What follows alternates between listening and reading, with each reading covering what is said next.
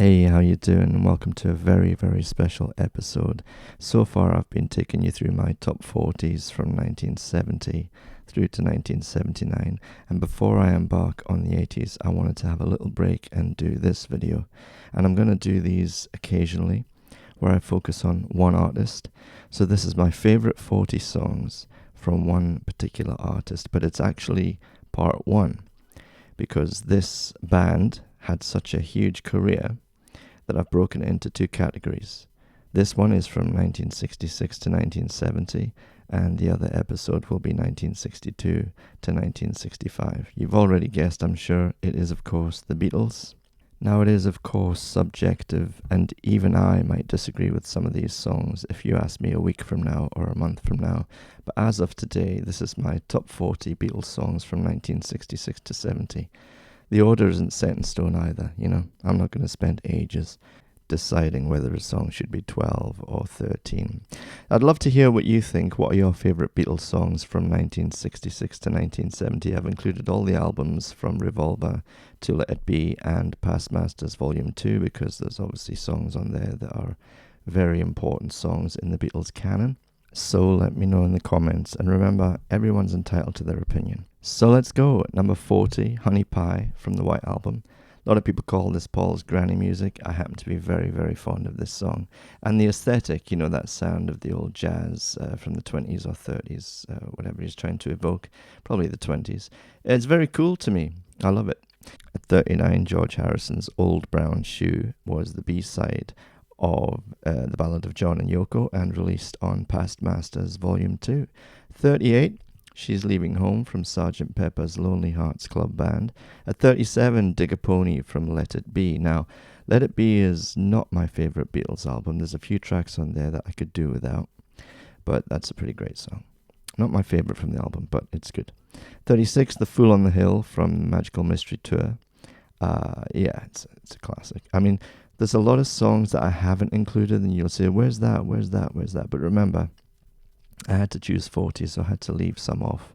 And I'm sure I'll get pelters for some of the songs I've left off, but remember, it's subjective. Number 35, And Your Bird Can Sing, John Lennon's song, of course. It's a very cool song. A lot of people have Revolver as their number one Beatles album, and I can see why. But I did a video on my favorite Beatles albums, and it wasn't my number one album. I'm not sure about now. I don't think it would be now either. Number 34, Lady Madonna from Past Masters Volume 2. That was obviously a single, Paul's song, obviously. It's a great song. I'm laughing because of all those great albums they released, they had so many great singles that never made it onto albums because they had this theory that give the punters value for money. If you've released a song as a single, then don't put it on an album, Think about that. It's just astonishing. Think, okay, here's some songs that are singles, and here's our albums, and it's just an incredible back catalogue. The B-side of that was The Inner Light, of course, George Harrison's song. Number 33, Tomorrow Never Knows, from Revolver. When the discussion comes up, who was the fifth Beatle, for me it has to be George Martin, without a shadow of a doubt, because he facilitated their creativity. And when you look at how they created this song with all the tape loops all over those machines in the studio, remember they had 4 tracks for much of their career, and even after that the technology wasn't that advanced, so what they got from what they had available to them was just astonishing. And I love Tomorrow Never Knows, but it's not, obviously it's number 33, so it's not my favorite, but it's because it's a drone. It's quite non-stop, it's constant, but the drums sound incredible. And I'm one of those people who thinks that Ringo deserves a lot more respect than he gets for his drumming. You should watch a video. If I remember, I'll leave a link in the description. There's a video where amazing drummers, famous drummers, talk about Ringo's influence, and if he's alright with them, then he should bloody well be alright with you as well. Number 32, Blue Jay Way from Magical Mystery Tour. This is a really trippy psychedelic George Harrison song. Very, very cool. I don't know if I'm making this up, but I have a funny feeling that he maybe wasn't that fond of it. Maybe, am I thinking of the wrong song? But I think it's an incredible song. Very cool. And when you're a young person experimenting, it's a very great song to listen to. And number 31, Across the Universe from Let It Be. Uh, John Lennon song. What can you say? It's great. Into the top 30 at number 30, Glass Onion, another John Lennon song from the White Album. I read something John Lennon said that he was very happy with the White Album, with his contributions to the White Album. And he said Paul McCartney didn't love the White Album because it was so disparate, you know. There were Paul songs, there were George songs, there were John songs, and it wasn't a band effort, which is true, but there was a lot of friction in the band, so you can understand why. And maybe that's why John did like it. What I didn't like hearing was that Paul thought George had too many songs on the album, but when you listen to George's songs on the album, then it makes sense. I happen to be very, very fond of Piggies. A lot of people don't like Piggies, but I think it's great. And there's another George song coming up very soon that people say they're not that fond of, but I love it. Anyway, at number 29, A Day in the Life from Sgt. Pepper's, obviously the final track on Sgt. Pepper's.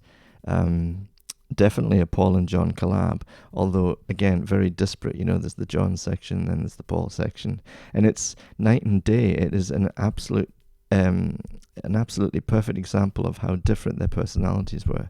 That one song encapsulates the difference in their personalities perfectly. At number 28, Savoy Truffle. I love this song. That's George singing about his friend Eric Clapton's addiction. I love the song. I also did a video ages ago about if the White Album was one album, what would be on it. So I'm going to try and dig that out, and I'll leave a link in the description. Or I might do a new one, actually. I think I'll just do a new one. But you'd be surprised by my inclusions and exclusions. Anyway, number 27, Magical Mystery Tour from Magical Mystery Tour, of course. I just love the song. I've never seen the film because it looks so bad, and any clips that I've seen don't make me want to see it. You know, when you're at the cinema and they show previews of other films, and sometimes you think, oh, I wish I was going to see that today instead of this one that I'm going to see. Well, nothing about the Magical Mystery Tour clips makes me want to see it. Number 26, Happiness as a Warm Gun, of course, another great John Lennon track from the White Album. And at number 25, Rain, which was the B-side to Paperback Writer. It's on Past Masters Volume 2. When people cite Ringo's drumming, they often talk about Rain as a good example. It's another good... It's from that era where they had that sort of swampy sound occasionally, like Tomorrow Never Knows and Rain.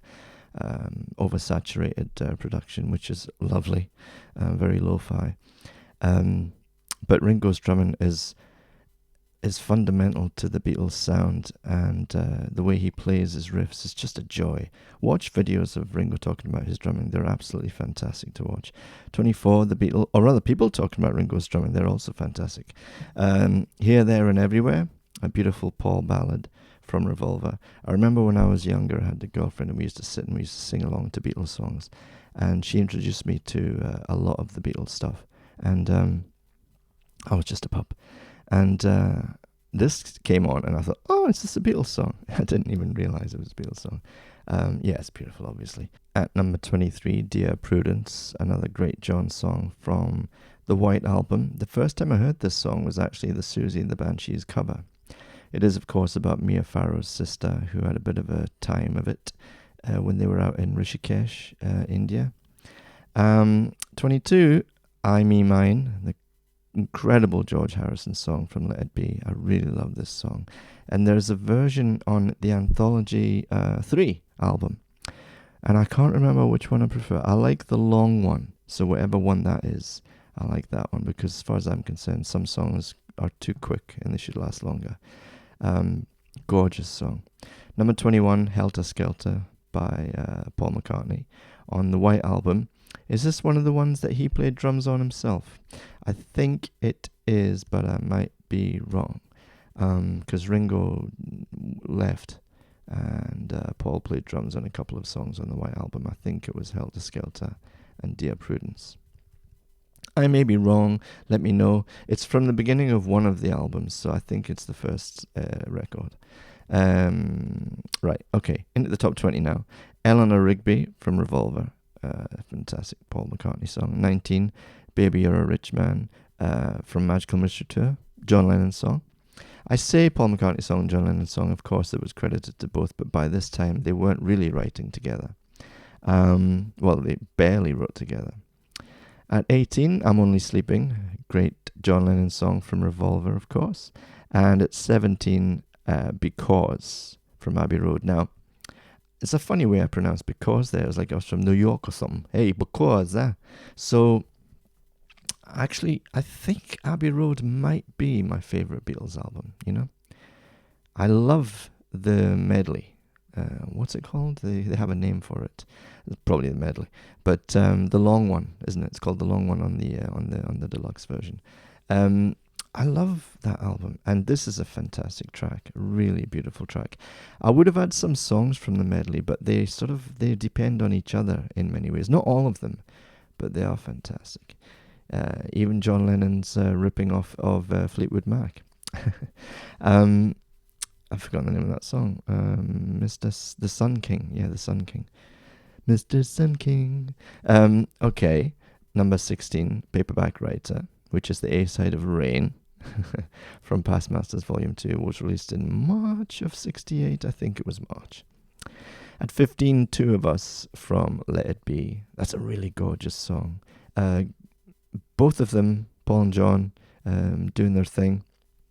And number 14, God, I really do love that song. It's so good. 14, Here Comes the Sun, from George Harrison's song from Abbey Road, of course. It's just gorgeous.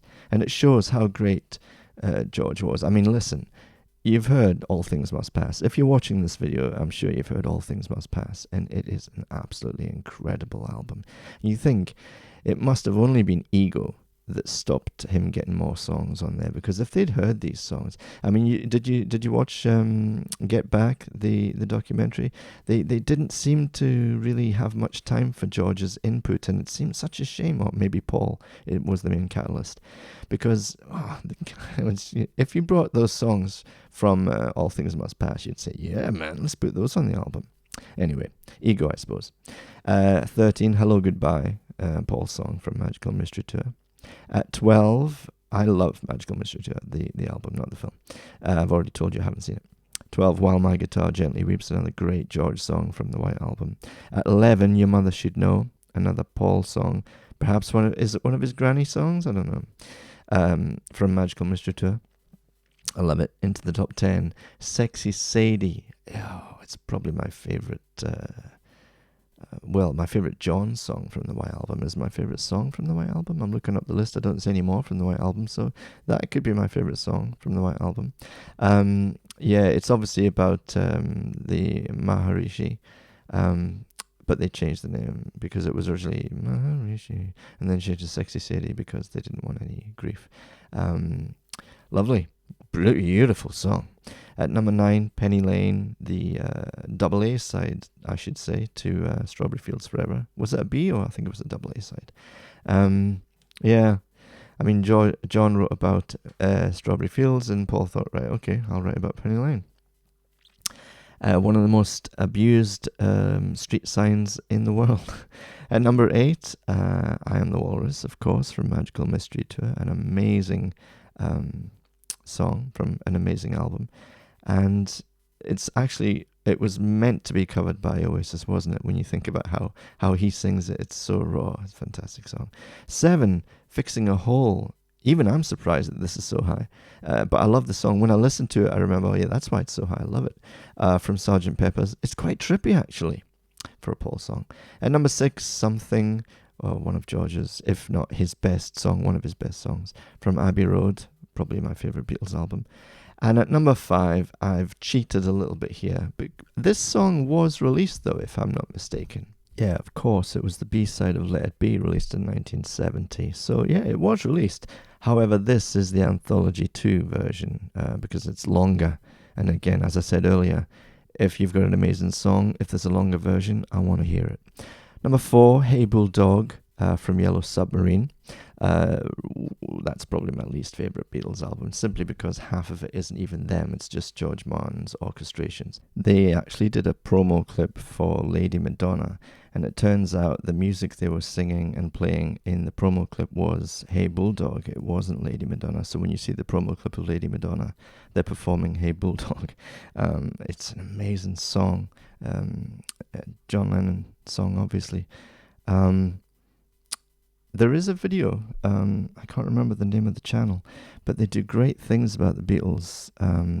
There's quite a few great YouTube channels about the Beatles. There's one called You Can't Unhear This, which I would absolutely recommend. And there's another one which doesn't come to mind right now, but I'll try to leave links in the description if I remember. And number 3, oh, I love this song so much, and it's long. Maybe too long, actually. I Want You, She's So Heavy from Abbey Road. That's an amazing John Lennon song.